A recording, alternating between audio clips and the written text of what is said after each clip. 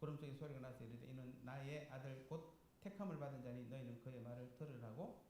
소리가 그침에 오직 예수만 보이더라. 제자들이 잠잠하여 그 본 것을 무엇이든지 그때에 아무에게도 이르지 아니하니라. 아멘. 자, 우리가 변화산 사건은 잘 알고 계시죠?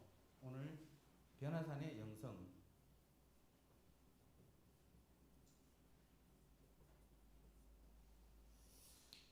성경 많이 읽고 계시죠? 여러분 많이 또 쓰시고 계시죠?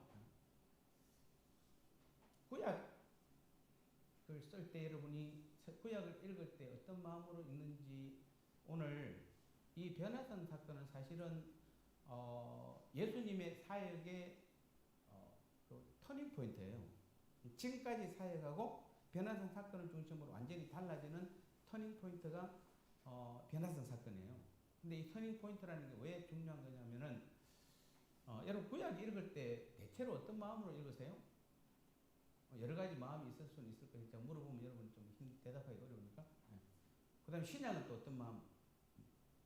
그래서 오늘 여기에 정확하게 주님께서 정확하게 구약은 어떤 기준으로 읽어야 되고 신약은 어떤 기준으로 읽어야 되는지에 대한 분명한 기준을 분명히 말씀하고 있는 것입니다.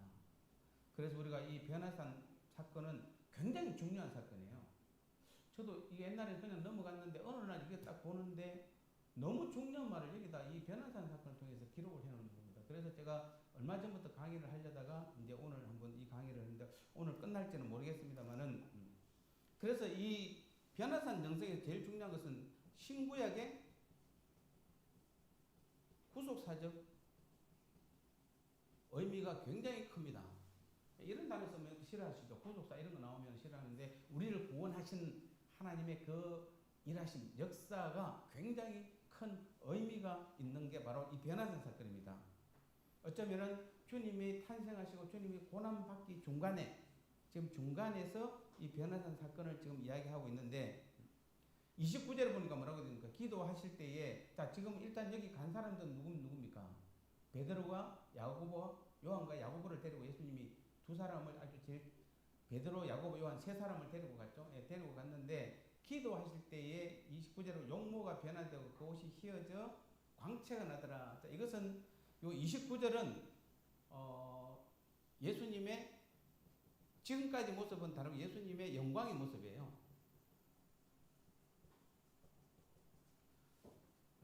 자, 29절은 지금까지는 예수님이 인간적인 모습만 보이다가 즉 인간으로 오신 인간의 모습만 보이다가 여기서는 광채를 통해서 용모가 변화도 그 옷이 휘어지는 광채를 통해서 예수님이 원래 영광스러운 분이심을 일단은 드러내는 것입니다. 29절에서는.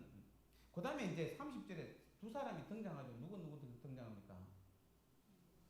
모세와 엘리야가 등장하죠. 자, 모세와 엘리야는 왜 등장했을까요? 혹시 아시는 분? 자, 우리가 통상적으로 모세는 뭐라고 봅니까? 구약 율법의 대표자죠.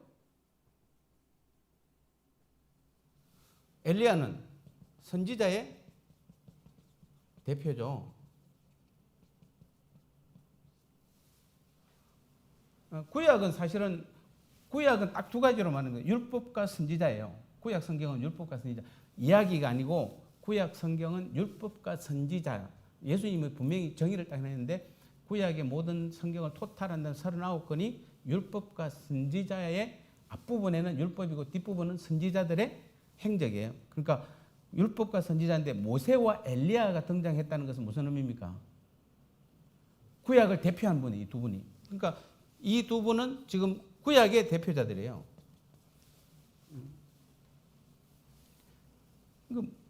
모세는 왜 구약에, 그러니까 하나님 나라를 나라의 기초를 잡고 그 다음에 율법을 받은 사람이 누굽니까? 모세죠. 예. 그래서 그 애굽 나라에 있다가 이제는 뭡니까? 여러분 애굽 나라는 세상 나라고 그 다음에 이스라엘 나라는 뭐죠? 하나님 나라예요. 그 하나님 나라의 기초를 잡은 사람이 모세고 그 다음에 율법을 받은 사람이 모세예요. 그래서 모세는 하나님 나라와 특히 율법의 대표자고 엘리야는 우리 뭡니까 850대 1의 싸움이죠.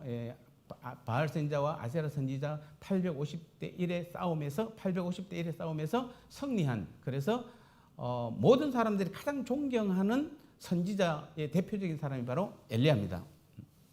그래서 이 두 사람이 등장한 것은 바로 오늘 가장 중요한 겁니다. 그럼 이 두 사람이 등장했는데 뭐라고 되어 있습니까? 31절에 자, 문득 두 사람이 30절에 예수와 함께 말하니 모세와 엘리야라. 영광 중에 나타나서 장차 예수께서 예루살렘에서 뭐 할 것을? 별세할 것을. 이 별세가 무슨 뜻입니까? 죽음이죠. 죽음입니다.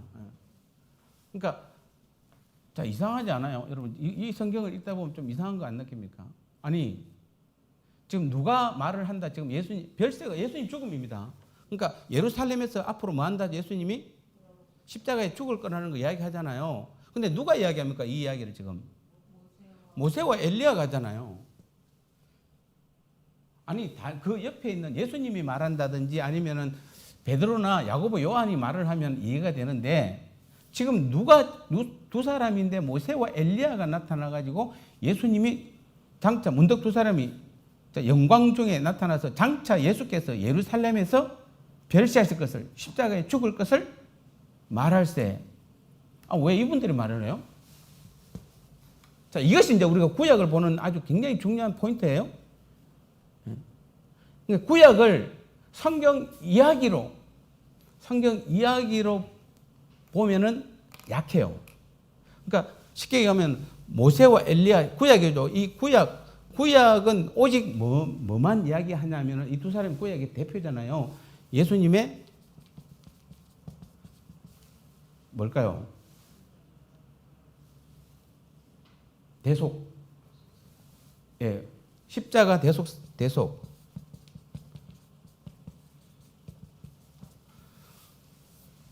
자, 구약을 이렇게 보셔야 돼요.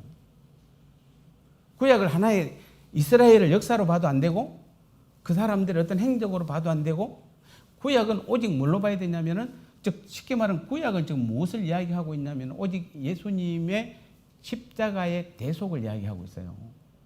이게 이제 어려워요, 사실은. 근데 여러분, 구약 보면서 지금 쓰기도 하고, 그 다음에 읽기도 하시죠. 예, 그런데 거기에서 여러분이, 그러니까 구약이 굉장히 39권이 거의 1331페이지입니까? 엄청나게 신약에 비해서 페이지 수도 3배 이상 많은데 거기에서 우리는 뭘 늘 찾아야 되냐면은 예수님의 십자가의 대속을 찾아야 돼요. 이게 참 어렵습니다.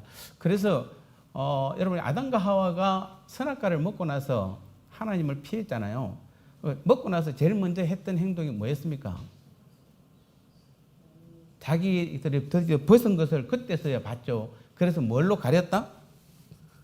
무화과 나무 잎이죠. 무화과 나무인데 무화과 나무가 히브리어로 하면은 테헤나인데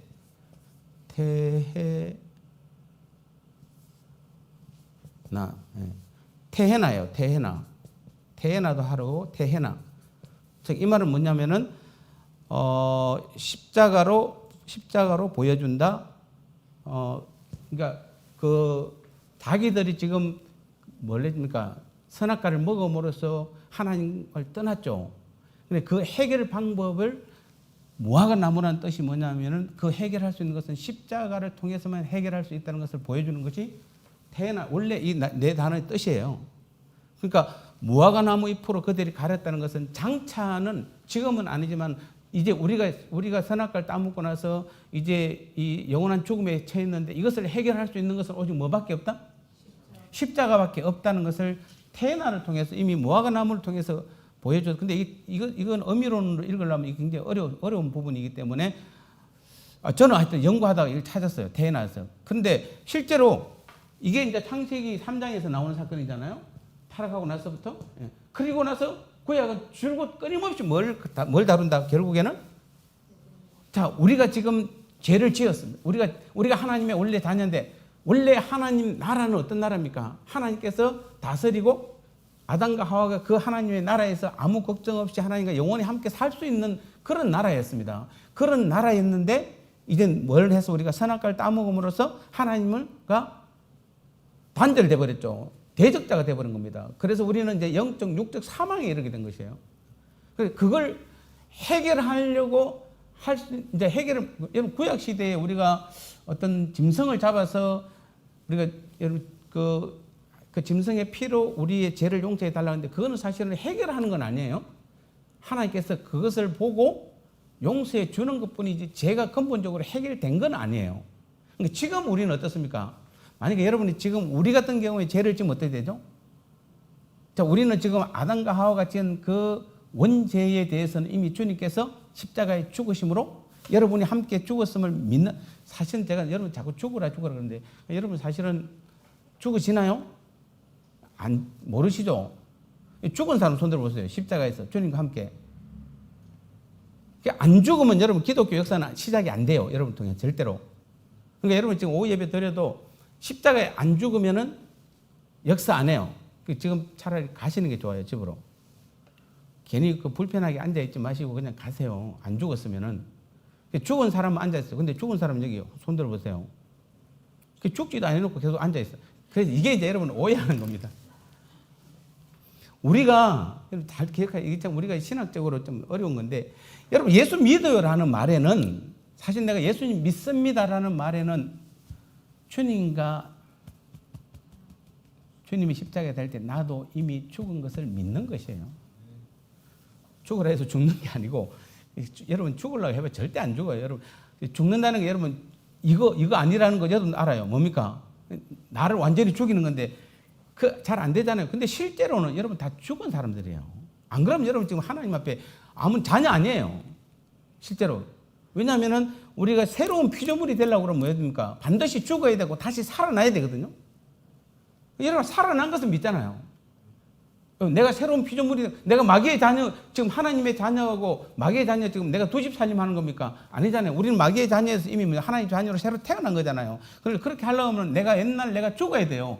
근데 내가 아무리 봐도 안 죽었어. 지금도 죽으려고 아무리 노력해도 안 돼. 그게 아니라 여러분 이미 우리가 믿음이라는 게 뭐 예수 믿는다는 그 말에는 뭐가 들어가 있냐면은 주님의 십자가 2000년 전에 그분이 십자가에 돌아가셨지만은 그 십자가에 주님께서 죽으실 때 나도 죽었음을 내가 믿는 것이에요. 그 믿어서 우리가 죽는 것이지 내가 진짜 죽어야지 안 죽어져 그건 안 돼요. 그래서 여러분 다 지금 죽은 사람이다 아니다? 대답 못해요? 죽은 사람이죠. 우리 안 죽으면 여러분 지금 역사 안 돼요.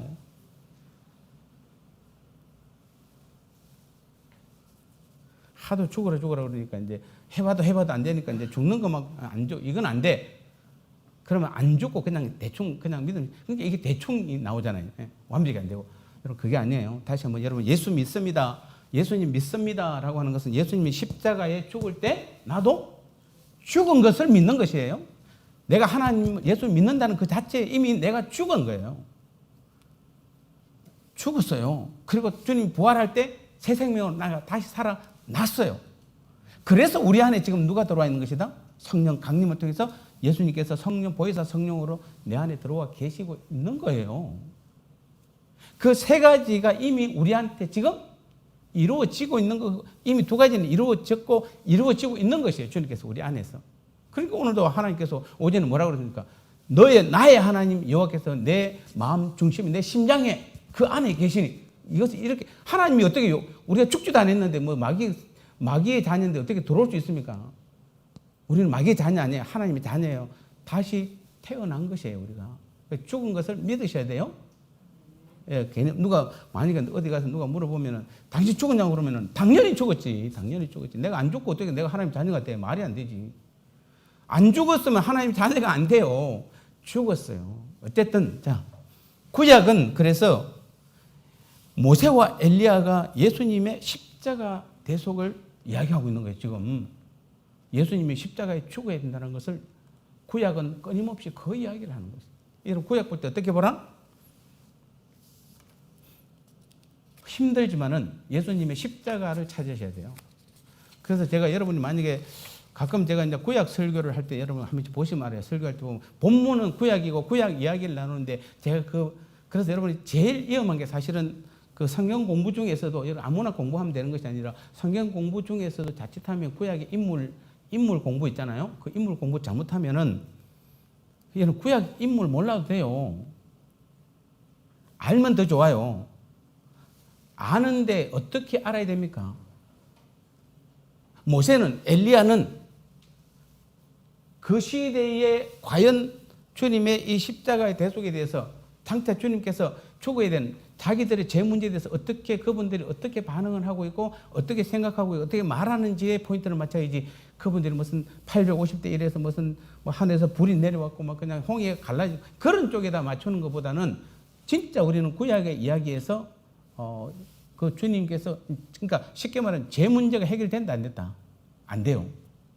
안 돼서 그래서 모세와 엘리야가 드디어 나타나고 이제 마지막으로 뭐 하는 겁니까? 왜냐하면 그 뒤에 이분들이 그러고 말하고 나서 어떻게 되죠? 그런 말 하고 나서 어떻게 됩니까? 구름이 가려워서 보이지 않게 되더라. 오직 누구만 보이더라? 예수님만 보이더라. 그러니까 이제는 이 율법과 선지자, 그 다음에 예언이죠. 선지자들의 예언입니다. 이것도 포함됩니다. 선지자에는 예언이 포함돼요. 이 세 가지는 누구에 의해서? 예수님에 의해서. 그 뒤에 보니까 모세와 엘리야는 보이지, 구름에 가려서 없어져 버렸어요. 산으로 다시 올라가 버렸어요. 그리고 누구만 남은? 예수님만 남았어요. 그 말은 뭡니까? 이제는 하나님 나라에 주님께서 말씀하시는 복음만이 남는 것이에요. 근데 그 복음을 온전히 이해하려고 하니까 그냥 복음만 잘 모르니까 우리가 아담, 하와로부터 선악과를 따먹어서 우리가 원죄를 짓고 또 죄악 가운데 있을 때에 우리가 아무리 노력해도 우리의 노력으로는 아무리 하나님의 자녀라도 구약시대 사람들이 선택한 하나님의 백성들이라도 그들의 노력으로는 절대로 뭐한다? 그 죄를 해결할 수 없는 것을 깨닫게 하는. 그래서 그들은 끊임없이 메시아, 즉 그리스도를 기다리고 있잖아요. 그가 오면은 뭡니까? 근데 그 중에 또 기다리는데 이게 시간이 바뀌어갖고 이제 메시아를 기다리는 게 이제 뭘로 바뀝니까?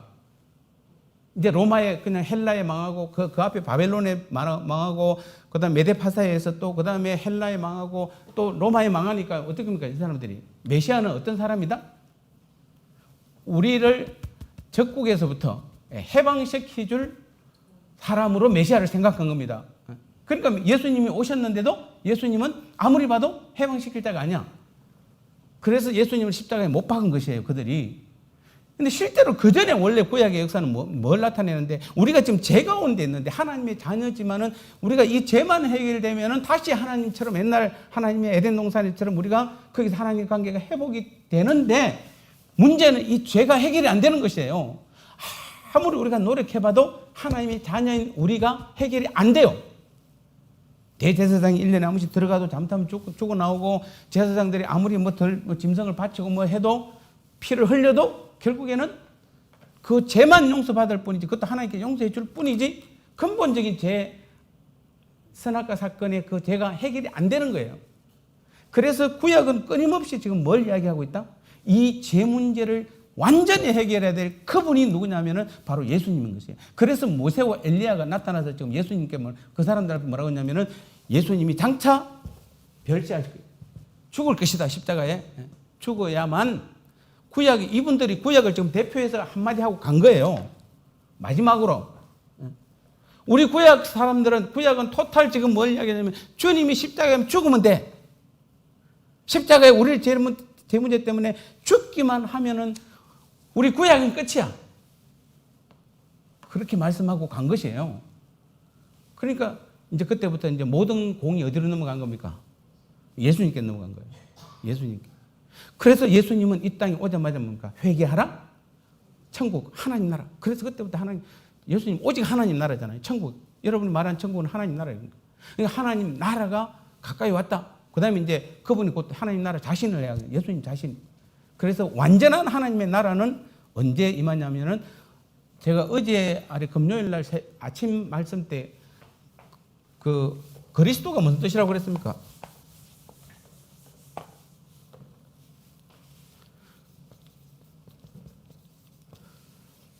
자, 예수는 무슨 뜻입니까? 마태복음 1장 21절에 예수는 자기 백성을 저희 죄에서 구원할 자이십니다. 네, 임마누엘은 하나님 우리와 함께 하심. 자, 그러면은 주님은 나의 주인입니다. 그리스도는 무슨 뜻입니까?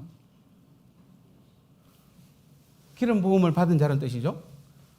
이게 문제예요. 그럼 기름 부음 받은 자가 무슨 뜻입니까? 뭘 어디다 갖다 부어야 되나? 기름을? 나 옛날에 진짜 이걸 갖다 붓는 건가? 목사 되면 이걸 갖다 붓는지 목사 돼도 이거 안 붓고. 기름 부음을 받았다는 뜻인데 그리스도의 원뜻은 뭐냐면은 왕의 권세를 가졌다는 거예요. 왕의 권세. 즉 하나님 나라의 왕으로 오신 그분이에요. 자, 굉장히 중요한, 여기 구약하고 완전히 다릅니다. 구약에서는 절대로 그 전에 뭡니까? 원래 뭐였습니까? 아까 아담과 하와가 처음 에덴 동산에 있을 때 거기가 어디죠? 그게 하나님 나라예요. 거기가 하나님 나라. 근데 하나님 나라를 빼앗겼잖아요. 선악과를 먹음으로써 빼앗겼어요. 그래서 구약에서 끊임없이 지금 고대하는 바는 하나님 나라예요. 다시. 그래서 우리가 이 구원이라는 것은 하나님 나라의 회복이라고 그랬잖아요. 그러니까 하나님 나라가 와야 되는데 하나님 나라가 도대체 누구야? 그래서 예수님께서 첫 마디가 세례 요한이죠. 먼저 마태복음 3장 2절에 세례 요한이 회개하라. 하나님 나라가 가까이 왔다. 그리고 마태복음 4장 17절에서 예수님도 회개하라. 회개만 하면 이제 하나님 나라가 가까이 왔다라고 말하면서 결국에는 그 복음을 전하고 자신이 나중에 십자가의 죽으심으로 우리 제 문제가 해결되고 나니까, 이제 드디어 해결되고 나니까 어떻게 됐다? 우리가 대로 다시 살아났잖아요. 부활의 새 생명으로. 그리고 주님께서 뭡니까? 보혜사 성령으로 우리 안에 들어오시면서 드디어, 그래서 그분이, 우리가 서신서에는 대부분 다 뭘로 써놨습니까? 주님, 예수님이라는 단어를 많이 안 써요. 예수님은 사복음서에만 많이 나오고 그 뒤에는 거의 다 뭐라고 씁니까? 그리스도, 예수 그리스도, 그리스도 예수.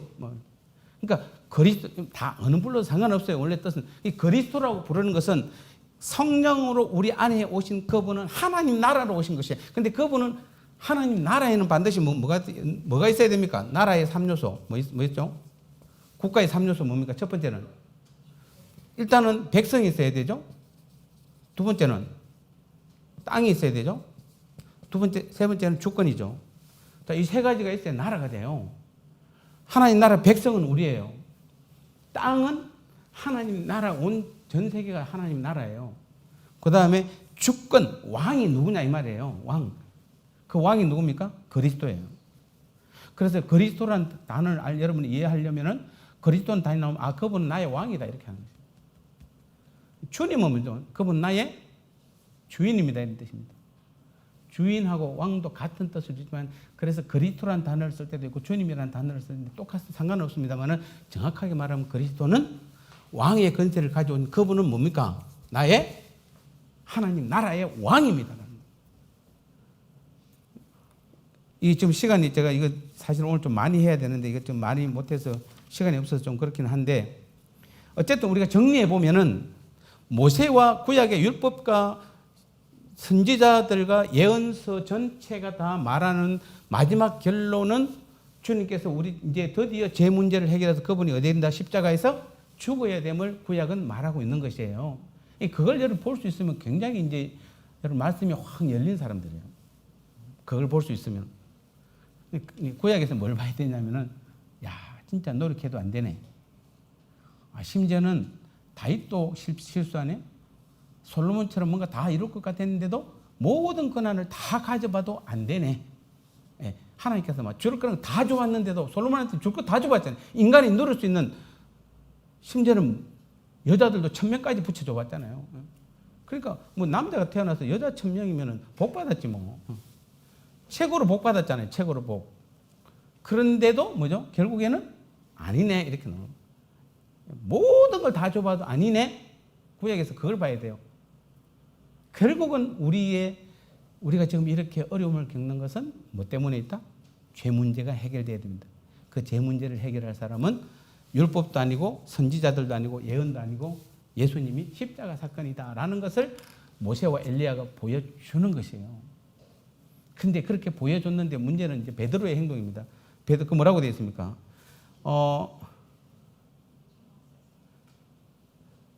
베드로가 37절에 뭐라고 되어 있습니까?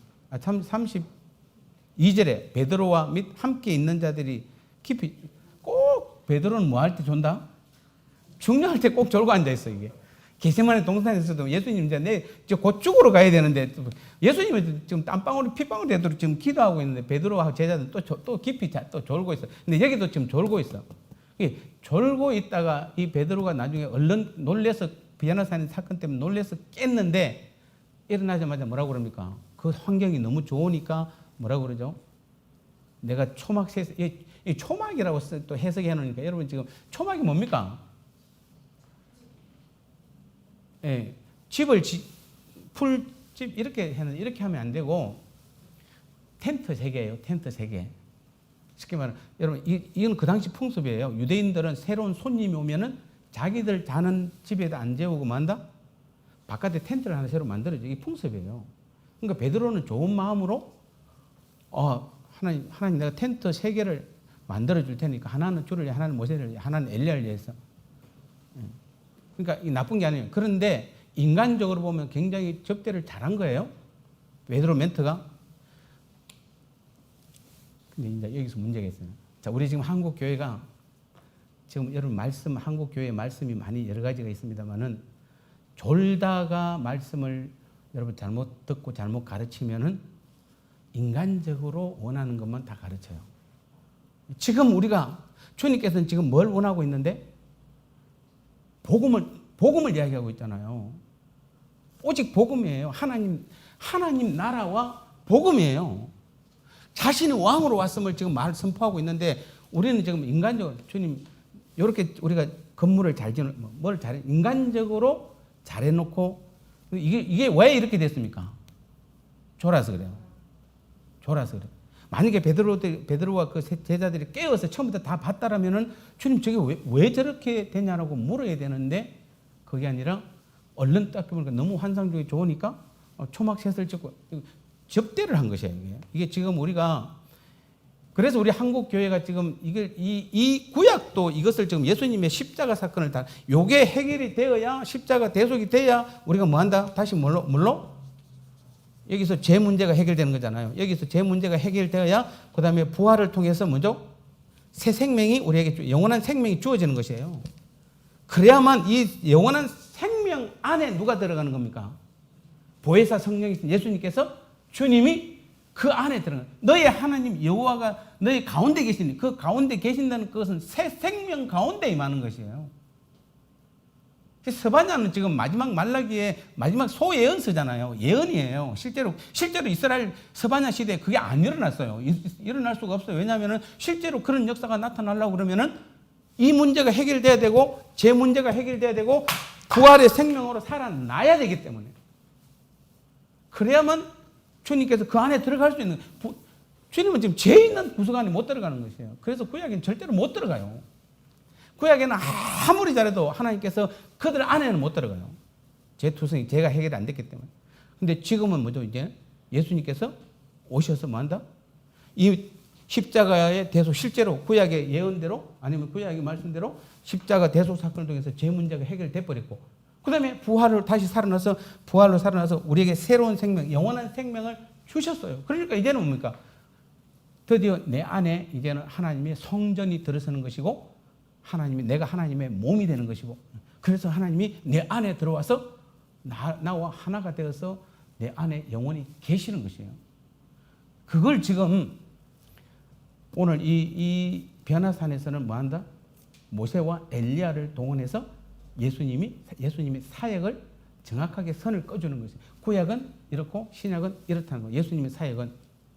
그래서 우리가 이 부분을 여러분 잘 기억하셔야 돼요. 안 그러면은 구약을 자꾸 이야기로 본다든지 어떤 아이들은 그래서 저는 가끔 TV에 보면은 이제 유태인들의 교육 방법에 해가지고 막 그냥 구약 성경을 다 외우고 뭐 성경을 다 외운다고 그러면 똑똑해진다고 그러는데 머리는 좋아질지 모르겠는데 그거하고는 상관없습니다. 정말 여러분이 자녀들을 똑똑하게 키우고 싶으면 복음을 가르쳐야 돼요. 그러니까 복음을 가르친다는 건 다른 거 아니에요. 주님이 그 아이한테 가운데 계심을 믿게 가르쳐야 되는 것이에요. 그럼 그때부터 누가 합니까? 주님이 하시잖아요. 그러니까 여러분 자녀들 얼마나 케어할 수 있어요?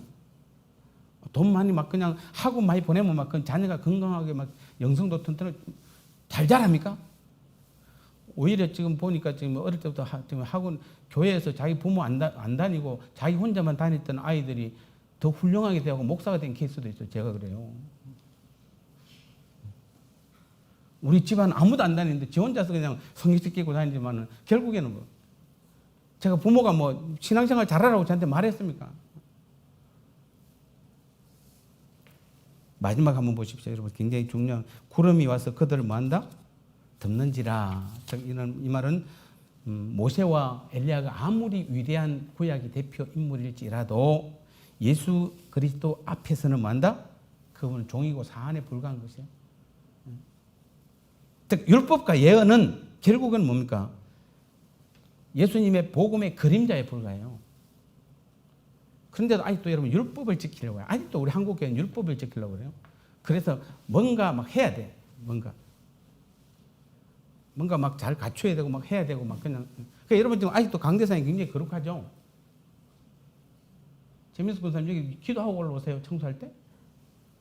설마 그냥 올라와요? 청소할 때 혹시 서서 청소해요? 무릎 꿇고 해야 되는데 여기서는? 강대상이나 여기나 똑같아요. 여기는 설교 단상일 뿐이에요. 아무 거룩한 곳 아니에요. 거룩한 것은 나예요. 아니, 내가 더 거룩한데 얘가 더 거꾸로 생각하시면 안 돼요. 그게 율법이에요. 내가 거룩한 건 나예요. 내가 가는 곳이 거룩한 곳이지. 지는 별로 거룩하지도 않은데 얘가 지금 거룩한 척하면 이게 안 돼요. 여기다 거룩한 거예요. 내가 더 거룩한 거예요. 왜냐하면 내 안에 누가 계시기 때문에? 하나님이 계시기 때문에. 그래서 우리가 이 예언은 율법과 예언은 복음의 그림자라는 것을 기억하셔야 돼요. 그래서 우리가 복음을 전할 때 우리는 사라지고 주님만 나타나야 되는 겁니다. 마지막 한번 보시기 바랍니다. 36절에 소리가 그침에 자 35절에 제가 구름 속에서 소리가 나서 이거 누구 소리입니까? 구름 속에서 나는 소리가 이게 예수님께서 세례 받을 때도 났죠? 예, 하나님의 소리잖아요. 하나님이 뭐라고 그럽니까? 이는 나의 아들 곧 택함을 받은 자니 너희는 그의 말을 들으라. 자, 하나님께서 뭔가 이제부터는 누구의 말을 들으라? 예수님 말을 들으라. 이분이 지금 누구냐면 구약을 계속 이끌어 오신 분이세요. 율법을 주신 분이시고 선지자를 통해서 말씀하시고 예언을 주신 분인데 이분이 이제 뭐라고 그러냐면은 하늘에 소리 나서 이제는 예수님의 말을 들으라 이렇게 말하는 것이에요. 우리는 예수님의 말을 들어야 돼요. 그러니까 소리가 그침에 36절 오직 누구만 보이더라? 예수만 보이더라. 제자들이 잠잠하여 그 본 것을 무엇이든지 그때는 아무에게도 이르지 아니하니라. 그러니까 이제 이거는 언제 이것을 이해를 하냐면은 주님께서 보혜사 성령으로 오실 때까지는 아무리 이야기해도 사람들이 믿지 않는 것이에요. 그러니까 여러분 지금도 우리가 한국 교회가 아무리 복음을 이야기해도 이 3단계 예수님이 십자가를 통해서 내 죄가 해결되고 그 다음에 부활을 통해 내가 새 생명 영원한 생명이 내게 들어왔고 그 다음에 다시 그 영원한 생명 이후에 보혜사 성령으로 주님께서 내 안에 들어오셔서 내 모든 삶의 주인 되고 그와 나는 한 분이고 한 몸이고 하나이고 그래서 그분은 나의 머리 나는 그의 몸으로서 한 교회를 그래서 교회는 누가 교회다? 내가 교회라는 것을 알지 못하는 사람들은 복음을 아무리 이야기해도 깨닫지 못하는 것이에요. 그래서 예수님도 제자들에게 말하지 말라는 것이죠. 아직도 가봐야 말을 해봐도 이해를 못하기 때문에 언제 그때가 되면은 즉 보혜사 성령으로 주님께서 실제로 오셨을 때는 그때부터 주님 뭐라고 그러는 거예요? 내가 성령께서 뭔가 다 가르치고 성령께서 깨닫게 해주신다고 그랬잖아요.